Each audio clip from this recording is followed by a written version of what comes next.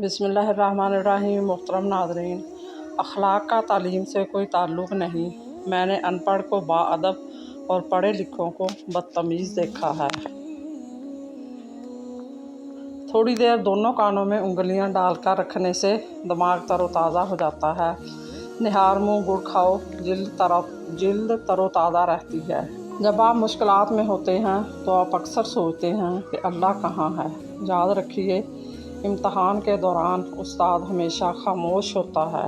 رسول اللہ صلی اللہ علیہ وآلہ وسلم نے فرمایا، بے حیائی جس چیز میں بھی ہوگی اس کو عیب دار بنا دے گی، اور حیا جس چیز میں ہوگی اس کو خوبصورت بنا دے گی۔ واصف علی واصف کہتے ہیں، خطرات کے باوجود زندگی وقت سے پہلے ختم نہیں ہو سکتی، اور احتیاط کے باوجود زندگی وقت کے بعد قائم نہیں رہ سکتی۔ بالکل، وقت کا پنچھی اور دریا کی لہریں کسی کا انتظار نہیں کرتے، یہی اصول عورت کا ہے۔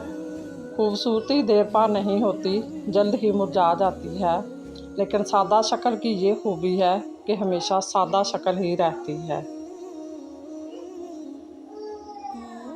لیمو چکھتے رہنے سے سگریٹ کی عادت ترک ہو جاتی ہے۔ دال کھا کر دودھ پینے سے پیٹ کی بیماریاں جنم لیتی ہیں۔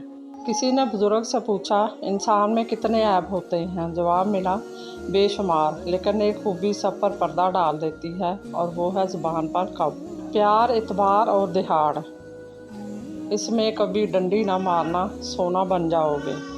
جتنے بھی اختلافات ہو جائیں، کسی سے دو کام کبھی مت کرنا، ایک کسی کے رزق پر حملہ اور دوسرا کسی کی عزت پر حملہ۔